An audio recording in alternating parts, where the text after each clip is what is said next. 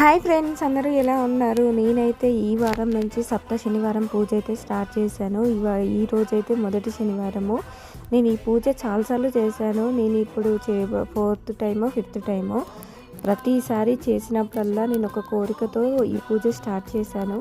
ఆ కోరిక తప్పకుండా నెరవేరింది. అలా నాకు చాలా మంచిగా అనిపించింది.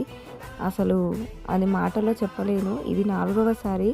నేను చేసిన ప్రతిసారి వీడియో పెట్టలేకపోయాను, కానీ అందరికీ ఉపయోగపడాలి కదా.